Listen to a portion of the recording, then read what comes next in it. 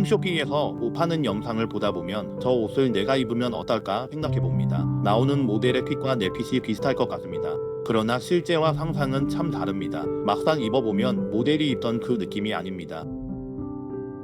우리가 꿈꾸는 예수님과 실제 예수님의 차이도 이와 같지 않을까요? 제자들이 원했던 예수님은 영광의 자리에 앉으셔서 통치하는 왕의 예수님이었습니다. 그러나 실제 오신 예수님은 십자가에서 철저히 죽임당하시는 예수님이십니다.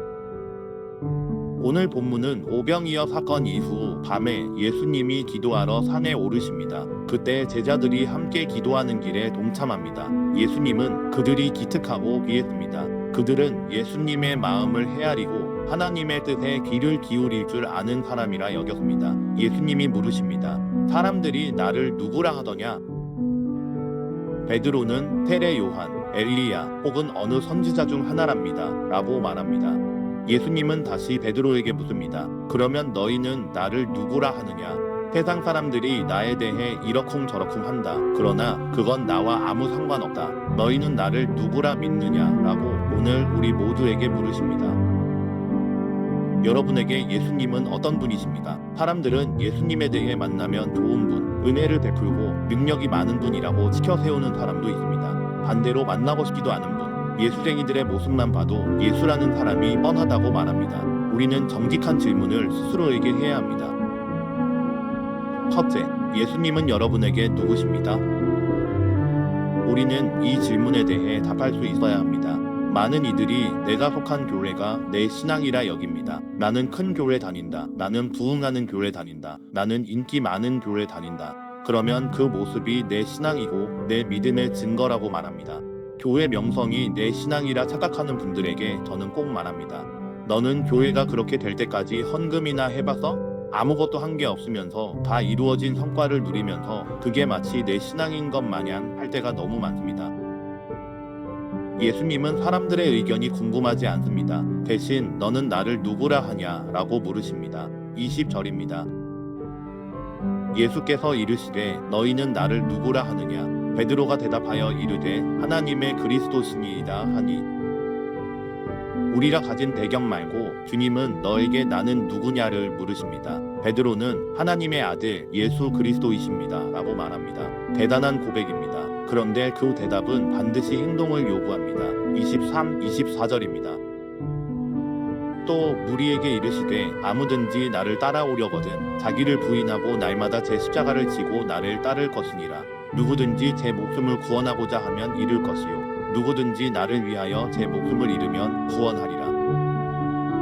주님을 위해 십자가를 지는 것, 그게 무언지 잘 모릅니다. 그건 내 생명과 같다고 여기는 무언가를 주님을 위해 포기할 수 있는 것입니다. 현대인들에게 시간은 생명과 같습니다. 돈도 중요합니다. 그런데 주님을 위해 포기할 수 있다면 그것이 자기 십자가입니다. 사람들은 말하길 내 인생도 중요하잖아요. 내 삶도 중요합니다. 라고 말합니다. 주님께 드린다는 건 매일 교회에서 살라는 것이 아닙니다. 주님보다 더 많이 사랑하는 것이 있다면 과감히 포기할 수 있는 결단이 중요합니다.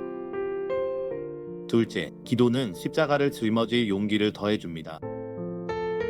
주님이 더욱 중요하게 여길 때 믿음은 새로워집니다. 그런데 말은 쉽지 실제는 어렵습니다. 믿지 않는 가족이 맨날 당신은 주일에 교회 가야 해? 라고 한다면 발길이 떨어지지 않습니다. 11조를 포함한 헌금도 부담스럽습니다. 그래서 많은 분들이 예배만 드리는 주변인으로 교회를 섬깁니다.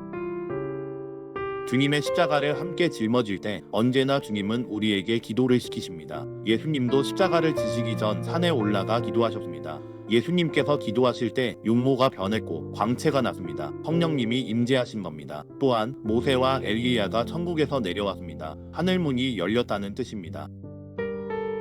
여러분, 기도하면 성령님이 임하십니다. 하늘문이 열립니다. 눈에 보이지는 않아도 놀라운 일들이 벌어집니다. 그래서 주님은 우리에게 기도를 시키십니다. 기도로 십자가를 짊어질 용기를 더해주시기 위함입니다. 어느 교회에 한 집사님이 계셨습니다. 늘 예배당 맨 뒤 구석에 혼자 앉아 예배드리시던 분인데 옆자리 의자를 항상 비워두셨습니다. 어느 날 목사님이 물었습니다. 집사님, 왜 항상 옆자리는 비워두세요? 목사님, 이 자리는 제 아들 자리입니다. 지금은 교회도 안 오고 가족에게 상처도 많이 주지만 언젠가는 이 자리에 같이 앉게 될 거라고 믿고 기도하고 있습니다. 몇 년이 지난 어느 주일 목사님이 예배를 시작하려는데 맨 뒤 구석에 낯익은 청년 한 명이 앉아 있는 것을 보았습니다. 바로 그 집사님의 아들이었습니다. 예배 후에 그 아들이 말했습니다. 아버지가 늘 네 자리는 비워두고 있다고 말해주셔서 도망칠 데가 없더라고요. 언젠가는 돌아오게 될 거라는 그 믿음이 저를 다시 교회로 끌어당겼습니다. 새벽 기도의 자리는 십자가를 짊어질 수 있는 능력의 자리입니다. 기도의 자리를 사모하십시오. 셋째, 기도는 사명 감당할 용기를 더해줍니다.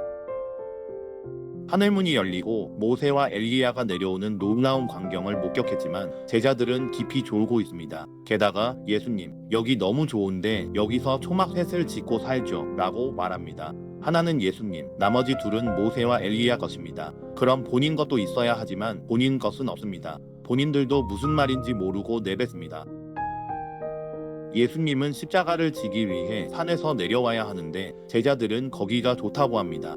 깊은 생각에서 비롯된 말이 아니라 즉흥적인 감정에 충실한 말입니다.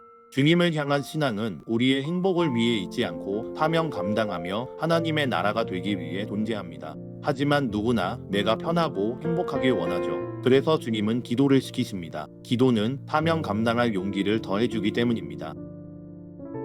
오늘 새벽 어떤 기도를 해야 할까요? 사명 감당할 용기를 달라고 기도합시다. 가정을 일으키고 원수를 사랑하고 교회를 세우고 섬길 수 있는 용기를 달라고 기도합시다. 주님이 용기 주시고 하늘문을 여실 것이며 부족한 능력을 더하실 것입니다. 이 기도로 하루를 시작하는 저와 여러분 되길 축복합니다.